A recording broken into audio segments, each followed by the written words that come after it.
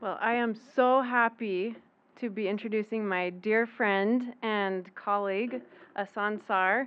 Professor Sarr comes to us from the Gambia originally, and then most recently Sierra Leone. He spends a lot of time in West Africa, but he's based at Ohio University here in the US, where he's an associate professor of African history and African Studies. He started his history career in the Gambia, where he earned his first degree in history and development studies at the University of the Gambia.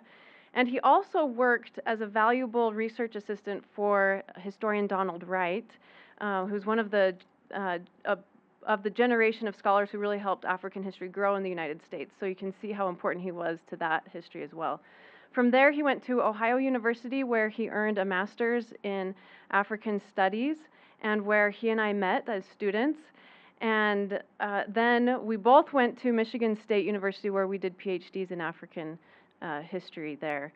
And it was quite a pleasure for me to have him there all along the way. He has a twin brother, and I started referring to myself as his twin sister because we were doing everything along the same pace. And he's done some fascinating and important work on land control in the Senegambia region and how Islamization, peanut production, and colonial rule had an impact on land use and occupation, as well as looking at political and social relationships.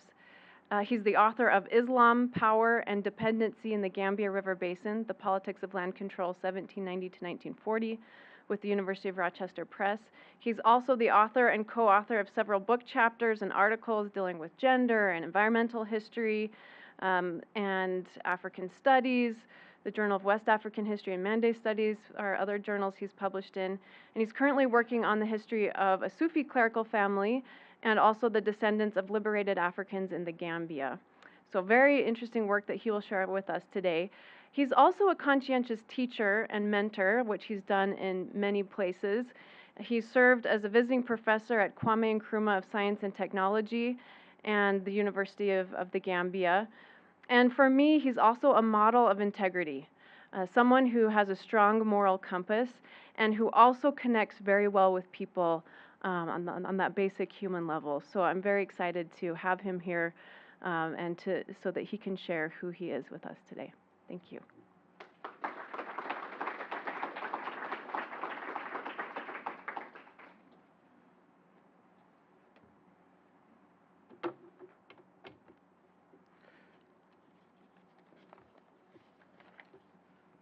Thank you so much,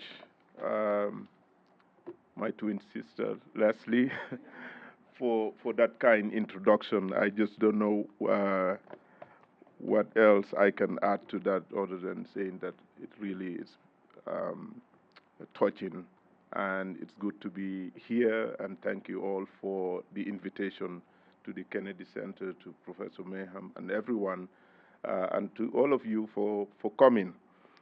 I'm excited to speak on this topic because I've been working on it for quite some time, and it's part of a book project that I'm finishing up right now on the expansion of the Tijāniyya order, which is a Sufi brotherhood in the southern Senegambia region.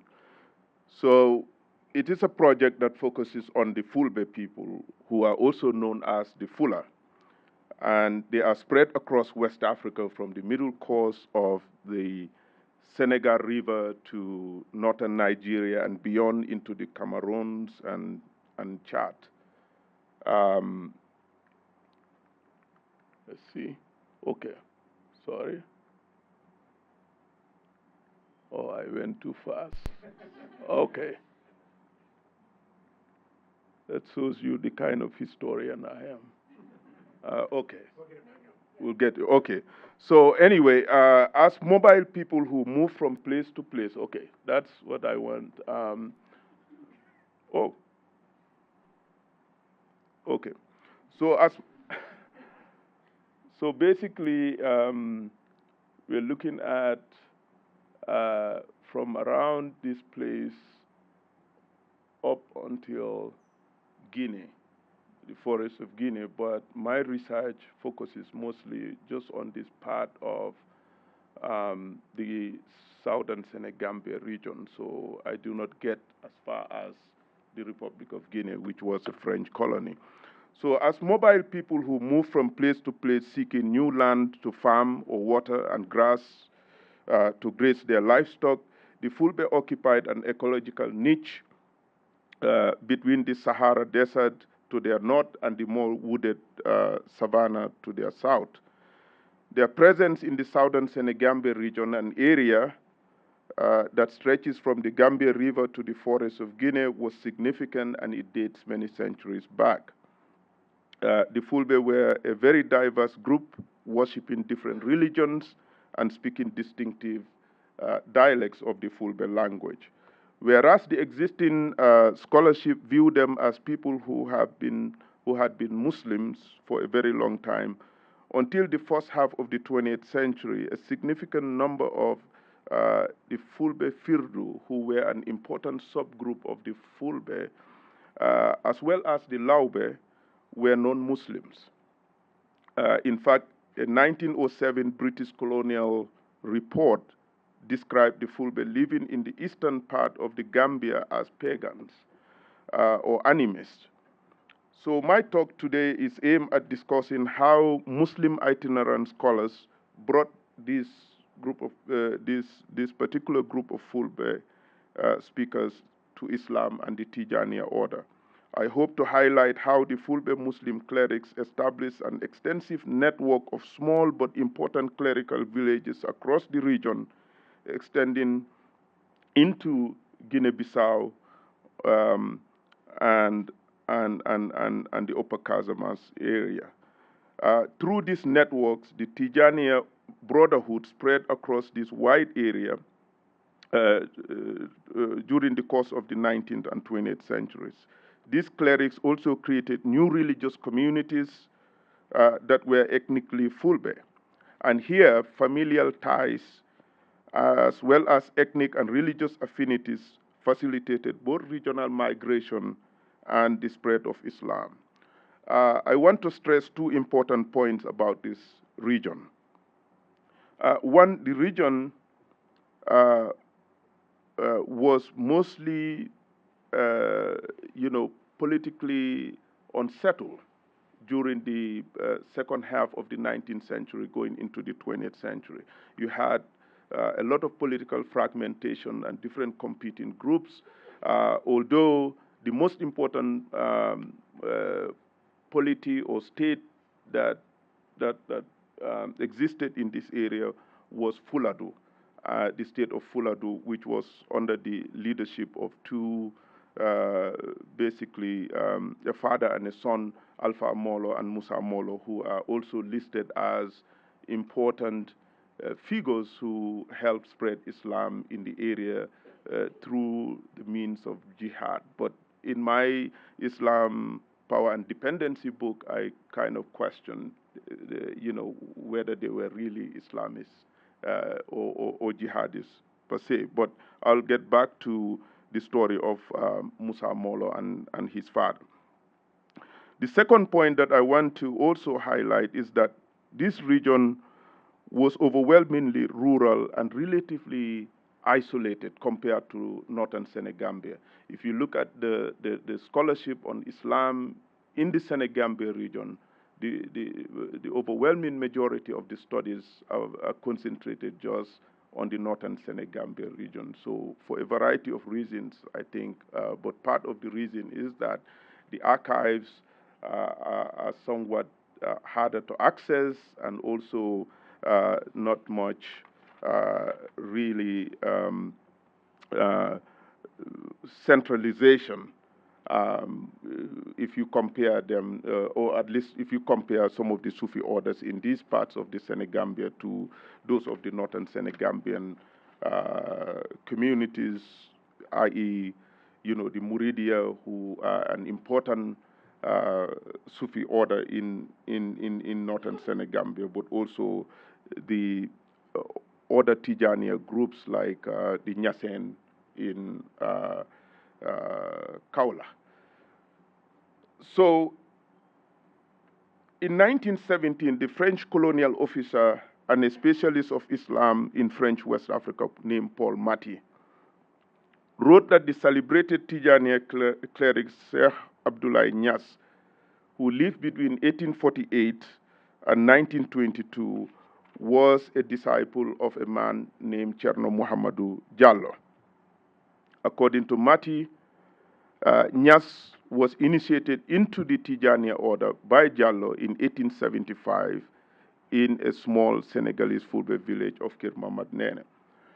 And Niass was the one who founded the Niassen subgroup within the larger Tijāniyya order in Kaula, and it's very popular Sufi order, has received a lot of scholarly attention, but he's described as a student of Cherno Muhammadu Jallo, who was born in a small village in the Fouta Djallon in what is now the Republic of Guinea,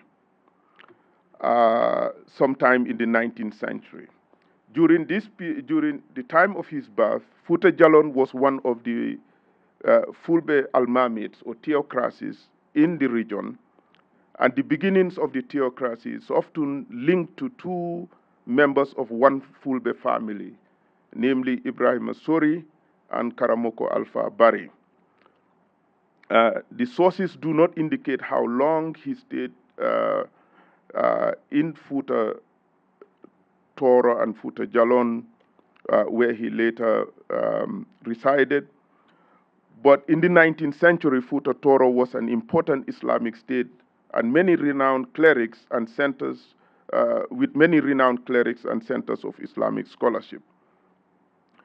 And Jallo was said to have studied there for some time, but he later moved to Saint Louis, which was the administrative capital of the French colony of Senegal. And in the 19th century, Saint Louis was also an important center of Islamic learning and Sufi affiliation.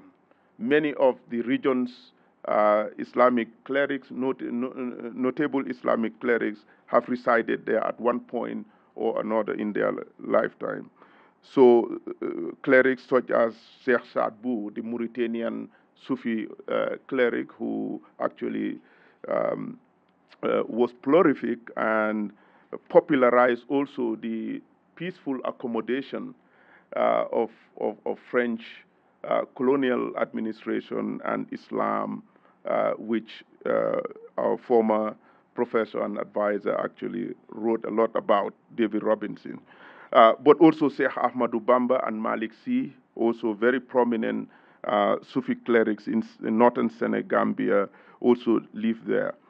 And many of these clerics were going back and forth between Fouta Toro and Saint Louis, or Baol, some of the regions in Senegal, partly because they wanted to connect with other clerics like them and also get some additional spiritual guidance and education. So Sheikh seeking was an important reason for travel. Clerics and disciples at times traveled to these centers, again, like I said, for seeking maraboutic divinations. While in Saint Louis, Cherno Muhammadu Jallo used his time, therefore, to establish contacts with other Muslim scholars. For instance, he met with a Mauritanian cleric and a Sharif who claimed to be a direct descendant of the Prophet's family, Muhammad. They called them Sharifs. So he was named Ibrahim Haidara. Cherno Muhammadu Jallo was also searching for a Sufi way of knowing God and his religion, Sufism being the mystical dimension of Islam.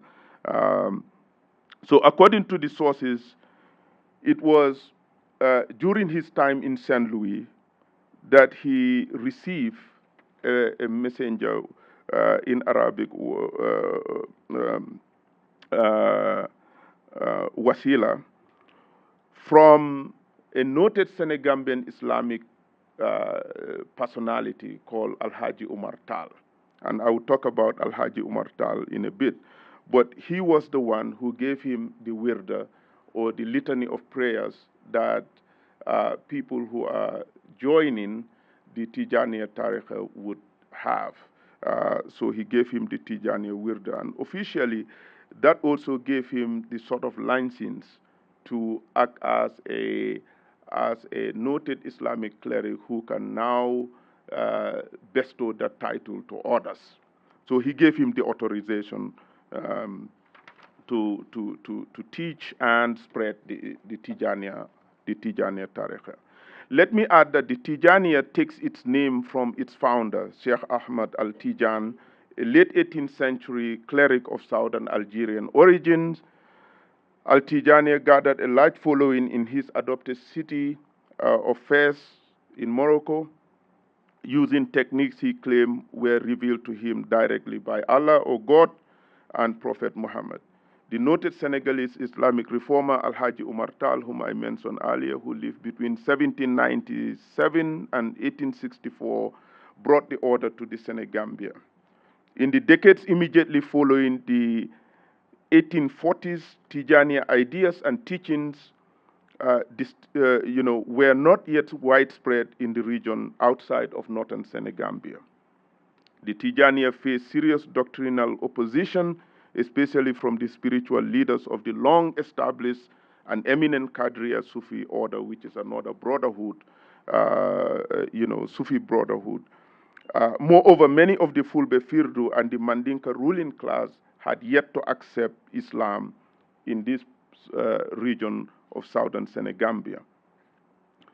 So with the Lizaza, or the Wirdas, Cherno Muhammadu Jallo then became part of the growing list of Alhaji Umar Tall's Mukhaddams, or disciples.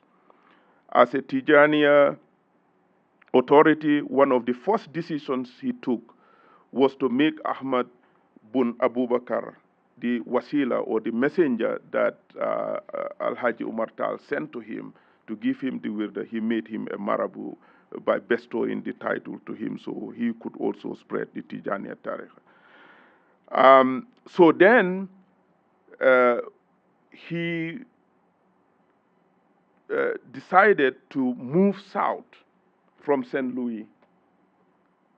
He decided to move south towards Salum, this area bordering between the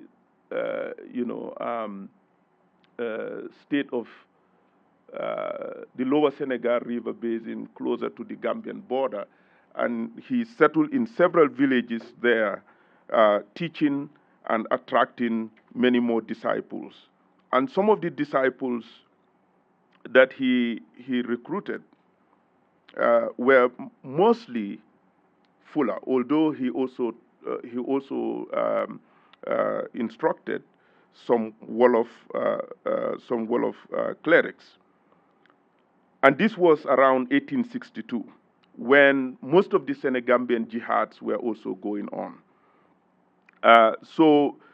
But during this time, considerable numbers of the Fulbe from their centers in Masina, Bundu, Masina located in what is now part of Mali, which I don't have in the map here, on the map here. Bundu, Futa Toro, Futa Jalon, Walo, and Fuladu, they lived in Salum.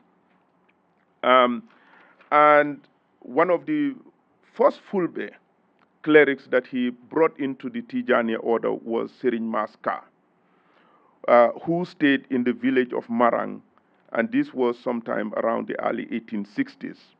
While in Salum, he also brought in Serigne Alhaji Bitey, a Wolof, born in Tayun in Jolof, he was also recognized as a farmer and a school teacher. And he lived in Daroy, in Mite in Daroy, which is a small village near Kaolack, just here in the center of the Peanut Basin. This lower Senegal River area was really the heart of the peanut,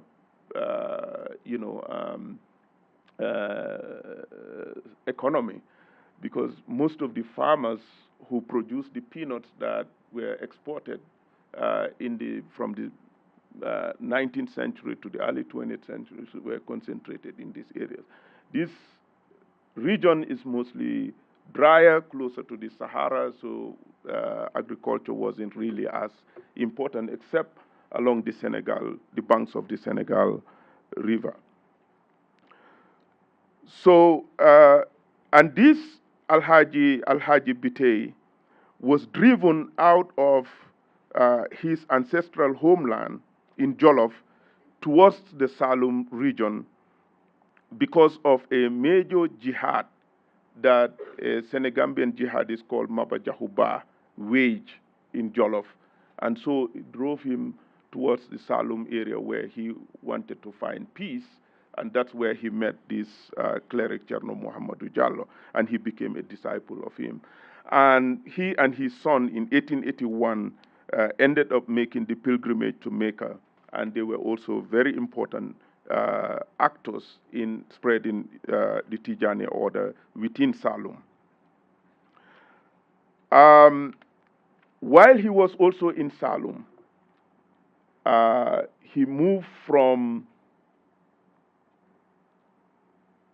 he came and settled in this region, in the Wakanugona region, where he also established a home and a major Quranic school and attracted a lot of students in that place. One of his most important disciples there was a man Paul Mati described as a Tukulor Marabu, Tukulor being the other name for Fula. And then Cerno Aliou Dem founded his own village as well later on. But he was originally from Futa Toro. Up here, where Cerno Muhammadu Jallo also spent some time. After he left the Futa Jalon, he went directly to this place to study before moving to St. Louis. So this guy also comes from Futa Toro. But he was already a well-educated man who was part of the Qadriya order, which was the oldest Sufi order in the region. But he decided to become a Tijāniyya. And within a very short period, he became a very trusted follower or disciple of Cerno Muhammadu Jallo. And according to the sources that I have, Jallo would give him some of the toughest spiritual assignments to him, which also meant that he was really like a leader within the Tijāniyya order. And many of his students, he started attracting students who were coming from as far as Guinea-Bissau to go study with him in his small village right here. So in around 1880, Cerno Muhammadu Jallo left Cerno Aliou Dem and some of his disciples in Salum and moved further south to this part of the Gambia-Senegal border, but this is now southern Senegal. And he first settled in a village called Jifing in Kabada, and then later moved to Sobulde, which is this village that I saw here. And it's a very small village that an obscure dissertation written in 1970 described the village as the scene of many pilgrimages and much veneration. And thanks to Cerno Muhammadu Jallo, whose tomb is now there. Sobulde lies to the northwest of Kolda, and during the second half of the 19th century, it became an important center of learning. Within a few years after settling in the southern Senegal region, Cerno Muhammadu Jallo helped transform the area by gradually drawing some of the Fulbe Firdu into Islam. And because of his presence in the area, he also enabled some of his disciples whom he left behind in Salum to also get a pipeline of students who were coming from this area studying the Quran and so on. And many of these students were also Fula.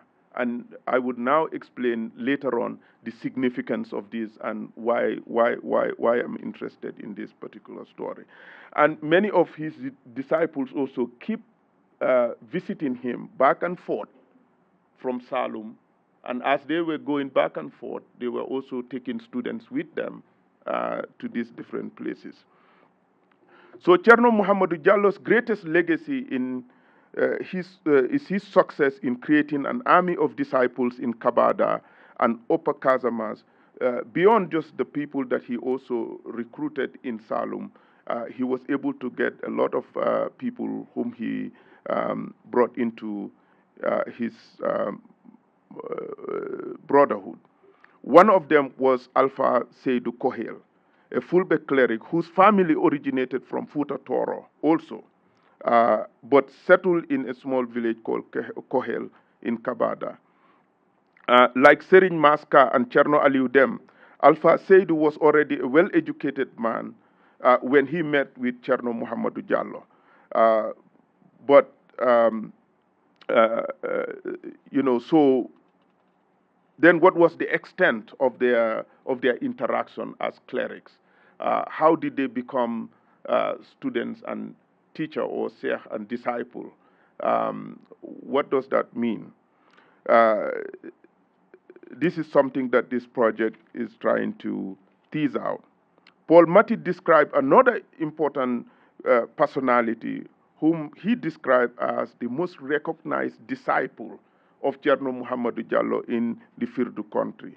And he described him as a peaceful Marabout who teaches the Quran, quote, to about 40 students from the region, as well as from Futa Jalon, Portuguese Guinea, because Guinea-Bissau was colonized by the Portuguese, and French Guinea by the French.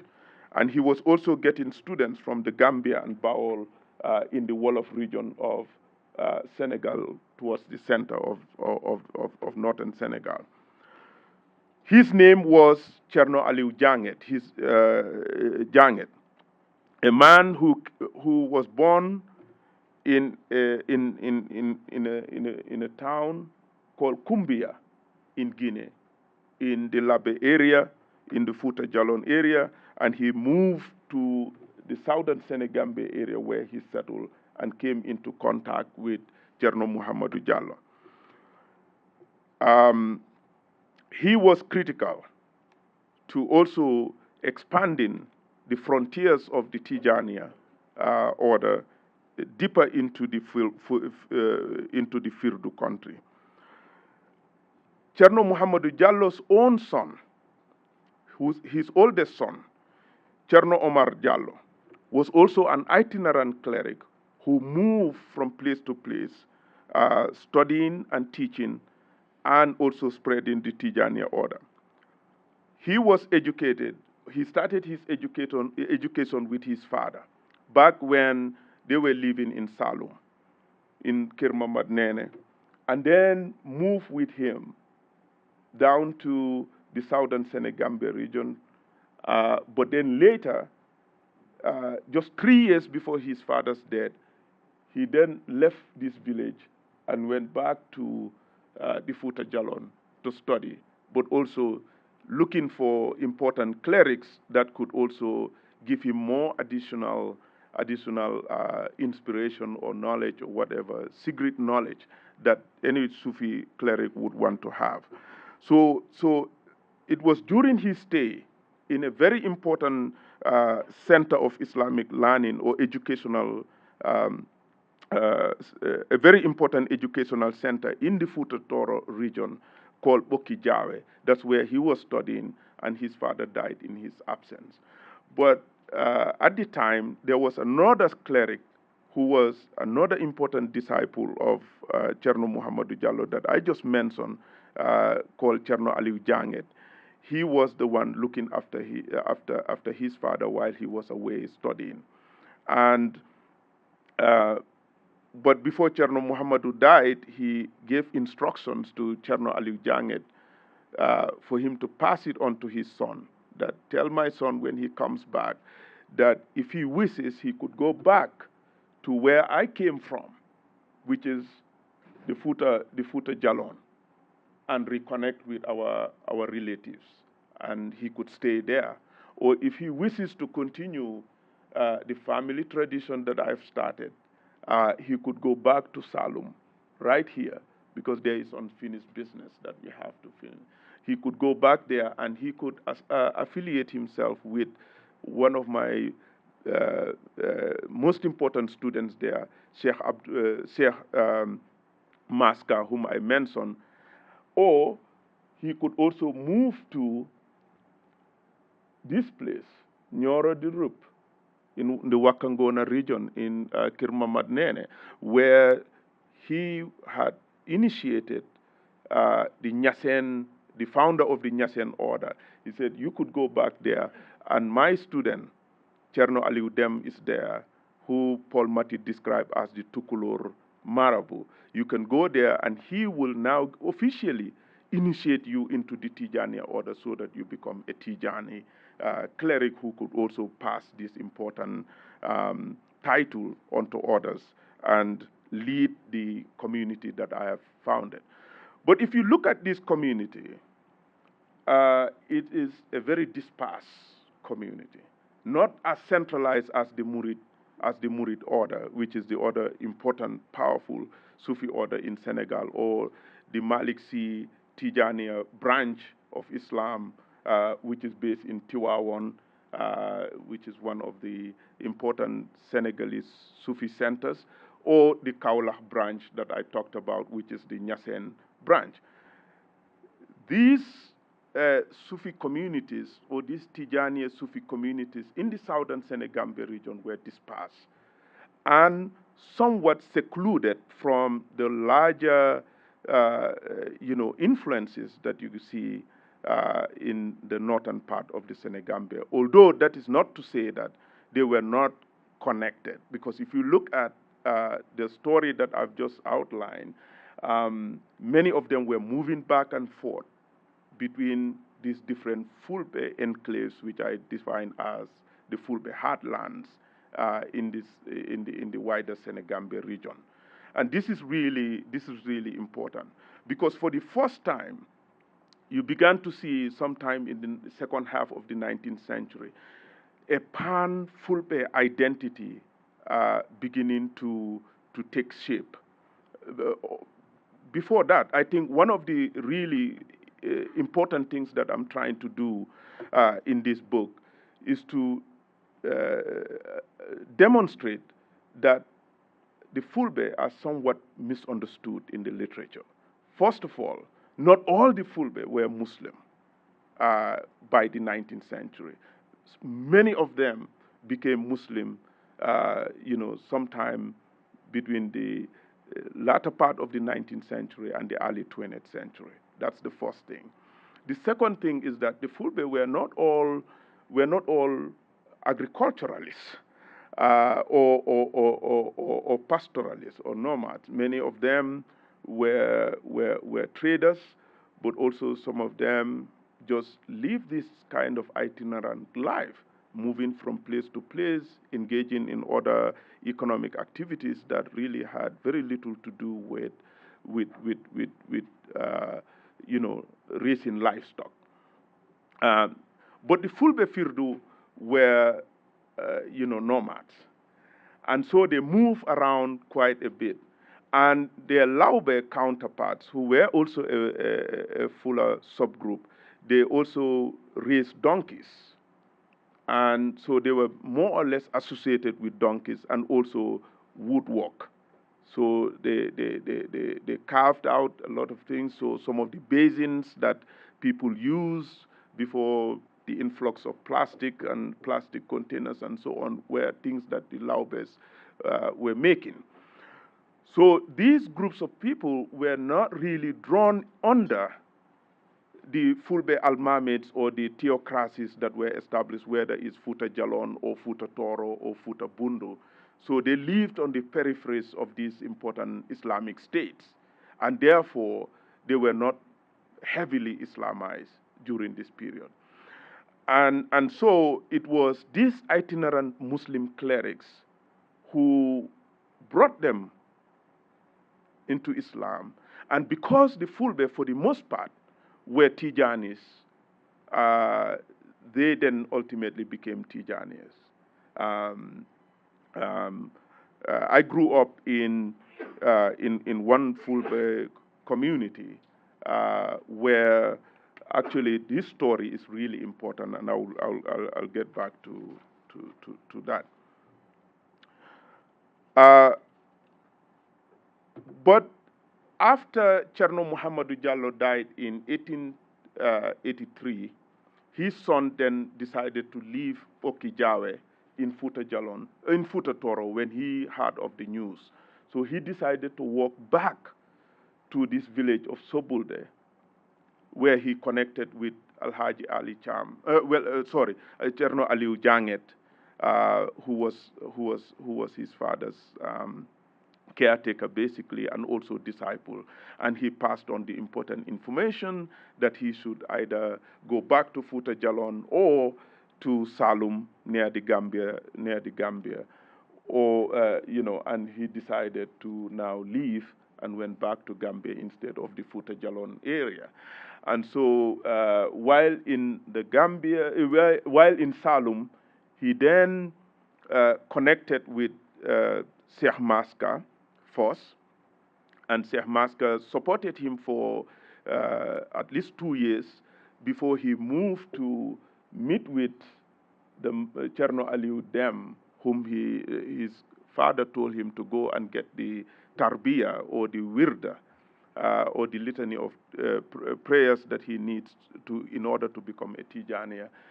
Then he moved from that place and established his own village called Medina Bafuloto. I was raised in Medina Bafuloto, where I spent 9 years studying the Quran in that school. By the 1930s, Major R.W. MacLean, who was the commissioner of the North Bank province for the Gambia, which was under British rule, described Medina Bafuloto as one of the important centers of Islamic scholarship and learning. So by this time he had reached, old age, and so he settled down, and his own son, the grandson of Cherno Muhammadu Jallo, then took over the community, which I'm going to show you. This is Cherno Muhammadu Baba Jallo, who was named after his grandfather, the Cherno Muhammadu that we started the lecture with. And he was also educated in Sobulde, in that small southern Senegambian village in the Upper Casamance, under Cherno Aliu Janget, one of the disciples of his grandfather, taught him. And this is an award that I found in the archives, recognizing him in 1984 as the citation for the award read that he was one of the most transformative figures in 20th century Gambia, because as an Islamic scholar and a Sufi, he really contributed significantly to the history of the place. I can talk about what he did if you in question and answers if you are interested in that. And this is also a magazine article on him. I don't know when it was written, but it just listed him and many of the other Sufi clerics like Ahmadu Bamba, about the kinds of spiritual power that he had, how he healed somebody who is called Aliu Gaulo, who had a mental illness that he was able to heal with just a prayer. He put his hand on his head and prayed, and the guy was healed, and so on and so forth. So it's really very interesting. And again, you see in the story, there is a reference to Jufure, which is the ancestral homeland, or the so-called ancestral homeland of Kunta Kinte. If you watch Roots, you would have encountered that story. So anyway, his village, or the village that his father founded, Medina Bafuloto, is really just within a few kilometers to Jufure. So it's a very popular tourist destination. So people who visit Jufure often will visit this village as well. And they are marveled by the elegant mosque that this man, the grandson of General Muhammadu Jallo, built back in the 1980s. And they also have the annual Maulud Nabi, or the Gamo, which is a major Sufi religious festival in the Senegambia region that attracts a lot of pilgrims who would go to this community to pray and worship for the night, and then disperse and go off to other places. So let me conclude because of time, and I will take a lot questions. So in the 20th century, several settlements in, over the course of the 19th and 20th century, several settlements in the southern Senegambia region were established or founded by these itinerant clerics, who also attracted a lot of students from a wide geographical area, and they moved back and forth between these different places, and in so doing, they were connecting this place as a tightly braided entity of people who viewed themselves as Halpular, or as people who spoke the same language. And these networks and connections were crucial in ensuring solidarity, which prevented deeper community fragmentation in a region that was grappling with many uncertainties. Because one of the things that I could not talk about very much was that many of these disciples, students, and clerics, they were intermarrying in these different places, therefore forging relationships beyond just Islam, or that was also part of the larger story about Islamization too. Yes, so hence Islam expanded among the Fulbe Firdu, and these Fulbe Muslim clerics therefore played a critical role in the cultural unification of the region. So thank you very much. Let me take questions or comments. Yes, thank you. Yeah, okay, great. Yeah. Thank you so much. We appreciate those comments. We do have time for a few questions. If you need to leave for a 1 p.m. class, you're welcome to do that at this time. I do, because we do have a number of folks in here who are interested in Islamic topics, I also just want to bring to your attention a talk that's happening tomorrow, sponsored by the Spanish and Portuguese Department. Juan Castilla Brazales is speaking about Islam between East and West. He is an expert on Muslim history in the Iberian Peninsula in Spain. And that talk is tomorrow, Thursday at 1 p.m. in the library auditorium if you're interested. So we will invite questions and discussion. And if it's all right, Professor Sarr, I would like to ask a first question just to get us started. You indicated in your conclusion that this transformation that the Tijāniyya started, these itinerant clerics started to create in the southern Senegambia, was meaningful in building social connections and creating a new kind of society. I'm just wondering if you could speak a little bit more about what social problem did the Tijāniyya solve as people converted, and similarly, why would I join the Tijāniyya Brotherhood? So for people that were converted to this, what does it mean to be a member? How does that shape my life? And what might my motivations be in participating in that brotherhood? After you answer that, we do have a microphone that will go around. If you have a question, raise your hand. The microphone will come to you. Please stand and tell us who you are and ask your question. We have about 10 minutes for questions. Thanks. Thank you very much for that excellent question. First, the region was described as, well, in the sources that I have, some of the Muslim clerics describe the area as a very dark place. Dark in the sense that the darkness was more or less a metaphor of, referring to the instability in the area where there was a lot of oppression, a lot of problems in intra-group conflicts between the, let's say, the Fulbe Firdu and their Mandinka neighbors, or sometimes even their other Fulbe subgroups that lived in the area that really did not relate well during the first half of the 19th century.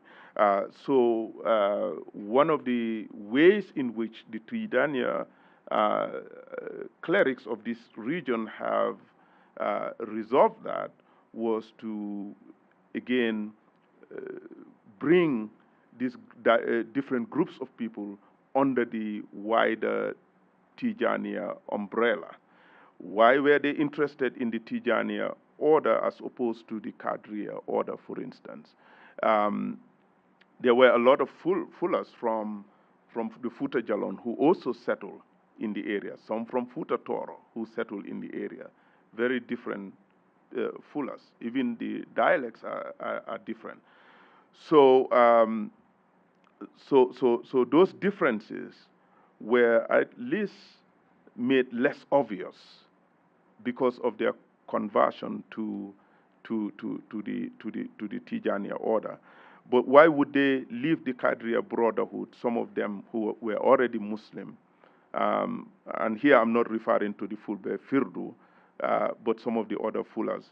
Why were they interested in the Tijāniyya order as opposed to the Qadriyya order? The Qadriyya order has been viewed as an elitist, very much,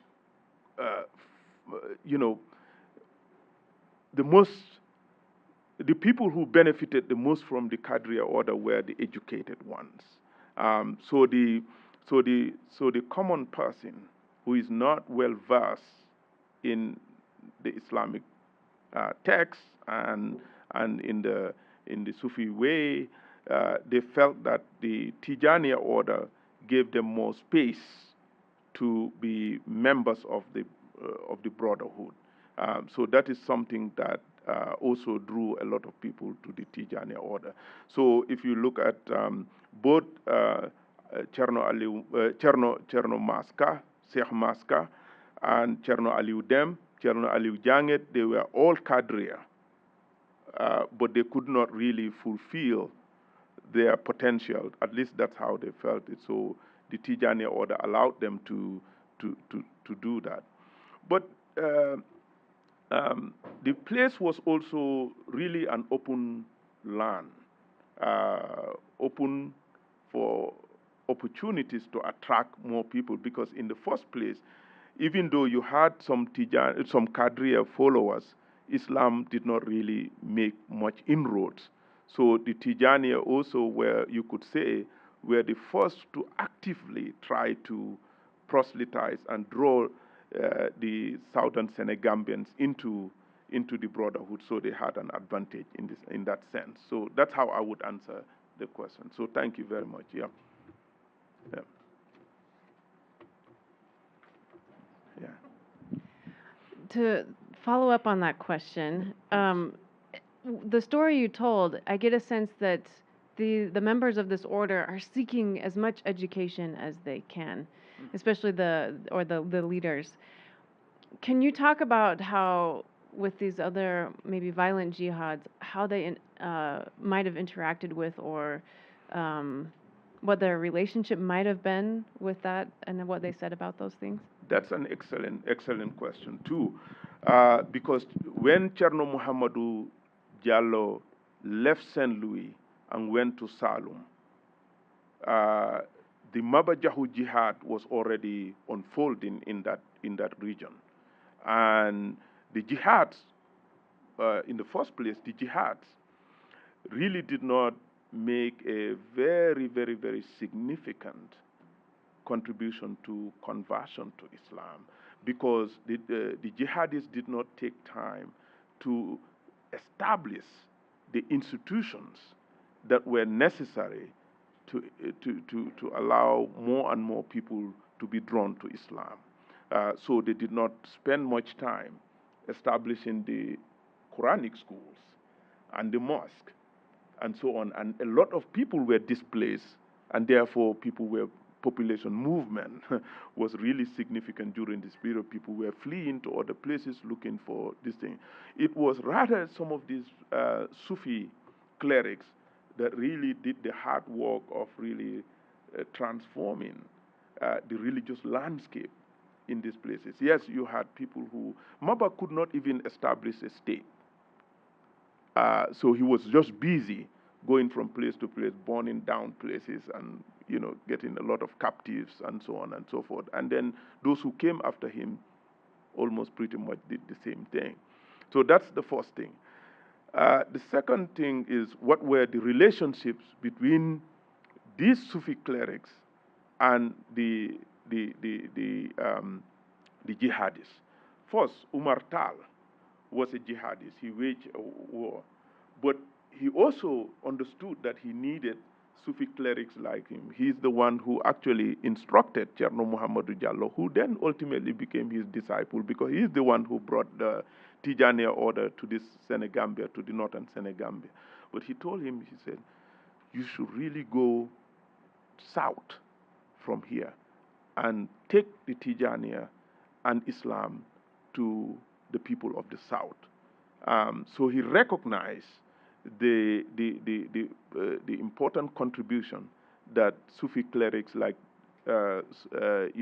these individuals that I described could play in spreading Islam and the Tijāniyya order to those places. Cherno Aliou Janget, Cherno Aliou Dem, I'm sorry, there are so many Alious. Cherno Aliou Dem was also very, very critical in helping Maba Jahu's son, who also waged a jihad. He attacked the town of Medina Kaula, where Alhaji Abdoulaye Niass was residing, and he burned it down in 1901.